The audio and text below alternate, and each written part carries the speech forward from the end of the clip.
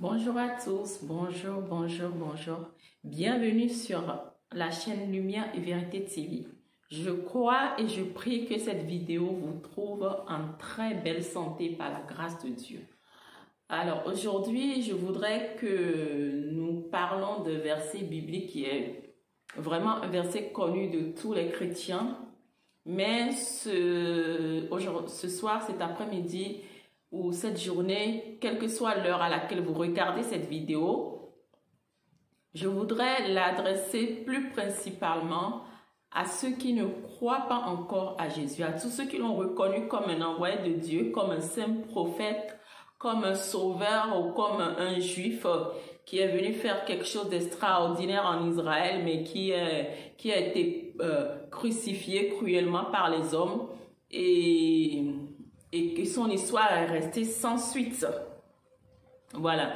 Je voudrais qu'on aborde le verset biblique Jean 3, verset 16. On va le lire dans plusieurs versions. Dans la version Louis II, il est écrit « Car Dieu a tant aimé le monde qu'il a donné son Fils unique, afin que quiconque croit en lui ne soit pas perdu, mais qu'il ait la vie éternelle. » Alors, dans ma version parole vivante, alors il est écrit « Dieu a tant aimé le monde qu'il a donné son Fils unique pour qu'aucun de ceux qui se confient en lui ne soit perdu, mais que chacun accède à la vie éternelle. » Je vais aller un peu plus bas pour continuer. En fait, Dieu n'a pas envoyé son Fils dans le monde pour le condamner, mais pour que le monde soit sauvé par lui.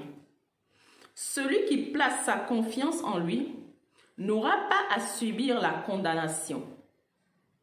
Mais celui qui refuse sa confiance est déjà condamné.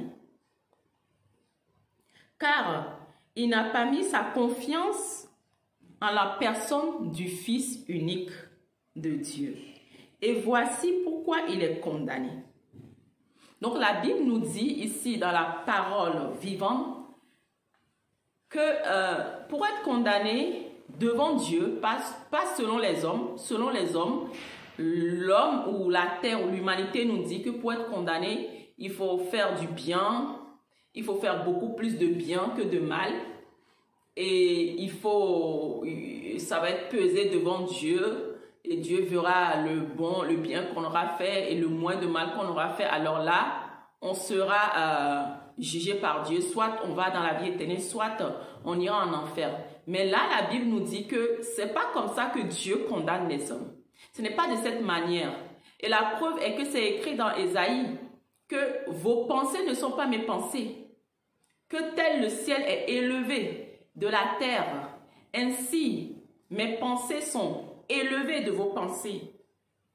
Dieu ne juge pas comme nous les hommes on juge, ou comme le monde juge, ou comme voilà notre manière de vivre, notre manière de penser. Dieu a une autre vision de la justice.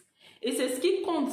C'est pas le jugement des hommes qui compte, c'est ce que Dieu dit, c'est le jugement de Dieu qui compte. Alors dans la parole, il nous dit que voici comment lui condamnera les hommes. Lui condamnera celui qui n'aura pas cru au Fils de Dieu. Il condamnera celui qui n'a pas mis sa confiance, celui qui n'a pas accepté que ce Fils-là, que ce Jésus-Christ de Nazareth, c'est Dieu qui s'est fait homme, c'est Dieu qui l'a envoyé sur la terre pour que par sa souffrance et par sa mort et par sa résurrection, que celui qui croit en ça, que tout le malheur que Jésus-Christ est venu subir dans ce monde, il a subi à ma place, il a subi à ta place, il a subi à la place de toute l'humanité. Dieu dit que celui qui croit que Jésus-Christ est venu prendre ses malédictions, est venu prendre ses péchés, est venu prendre la mort que nous devions subir parce que nous avons péché tous contre Dieu et que nous devons subir la mort, que Jésus-Christ est venu mourir à notre place.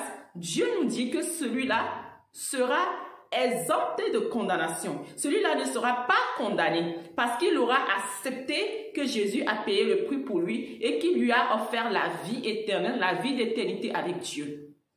Donc voilà ce que je voudrais expliquer. Je voudrais que tous, chacun de nous, on puisse réfléchir sur ce verset. Ce n'est pas ce que le monde nous dit, ce n'est pas le jugement ou la justice du monde qui compte devant Dieu. La justice de Dieu est différente.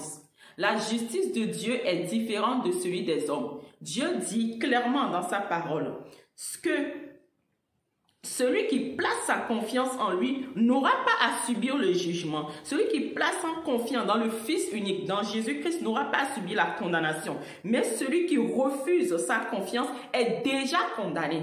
Donc, si tu m'écoutes dans cette vidéo et que tu n'as pas encore placé ta confiance en Jésus-Christ, Dieu te dit que tu es déjà condamné. Et cette condamnation ne commencera même pas après ta mort. Elle est déjà effective sur la terre et continuera après ta mort. Donc, si tu veux être exempté, si tu veux t'épargner de cette condamnation, Dieu t'interpelle aujourd'hui. Dieu t'interpelle aujourd'hui pour que tu puisses reconnaître et accepter de mettre ta confiance, de croire que Jésus-Christ n'est pas un simple homme, n'est pas un simple juif qui est venu en Israël et qui a fait des exploits et qui après a été tué par les hommes. Non, c'est un choisi de Dieu, c'est un loin de Dieu, c'est celui que Dieu a choisi, prédestiné d'avance pour que, il a été prédestiné bien sûr, hein, parce que Dieu savait que l'homme pouvait arriver à pécher, l'homme pouvait être séduit par le diable pour pécher. Et Dieu l'a prédestiné d'avance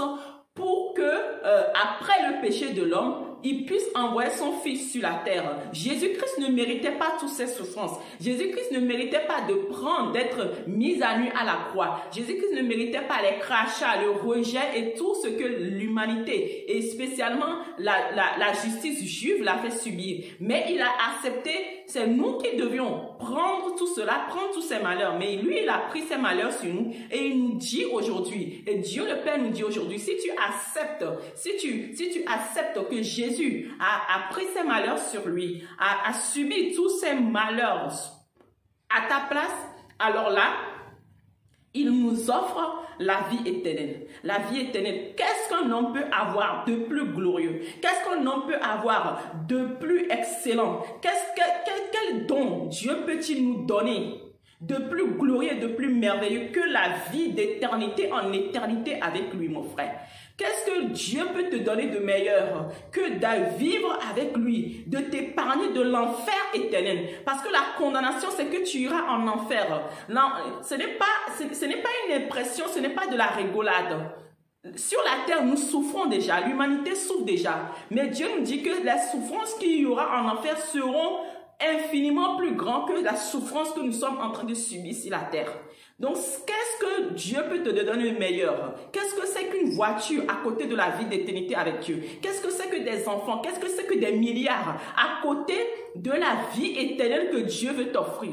Alors, mon frère, toi qui m'écoutes, toi ma soeur qui m'écoute, je t'invite vraiment à rentrer en toi. Je t'invite vraiment à prendre la parole de Dieu, à t'acheter une Bible s'il le faut, pour étudier la parole, pour lire le livre de Jean, parce que c'est un livre très inspirant qui parle spécialement de Dieu, de Jésus-Christ, de celui qui a été envoyé, et à ne pas suivre la vague du monde, mais à suivre la parole de Dieu, parce que ce n'est pas le monde où ni tes parents, ni ta famille, ni tes frères, ni tes sœurs qui vont déterminer ta vie éternelle, mais c'est Dieu qui t'a créé, c'est ton créateur qui va déterminer là où tu vivras dans l'éternité. Parce que nous savons tous que quand nous quittons sur cette terre, notre vie ne s'arrête pas. Notre vie continue, soit auprès de Dieu, qui est la vie éternelle, la vie d'éternité, là où il n'y aura plus de douleur, là où il n'y a plus de souffrance, là où il n'y a plus de malheur, ou soit en enfer,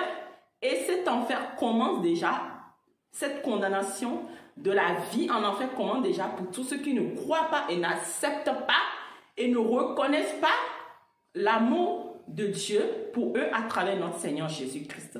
Donc, bien aimé, je vais m'arrêter sur ce point et je nous invite vraiment et encore à réfléchir vivement sur cette vidéo et que Dieu lui-même par son Esprit Saint puisse convaincre encore ceux qui sont encore hésitants, ceux qui suivent la vague, ceux qui suivent le monde, ceux qui suivent les religions et que Dieu lui-même par son amour et sa compassion nous convainc à revenir à la maison pour être exempté de la condamnation éternelle. Que Dieu vous bénisse et à très bientôt.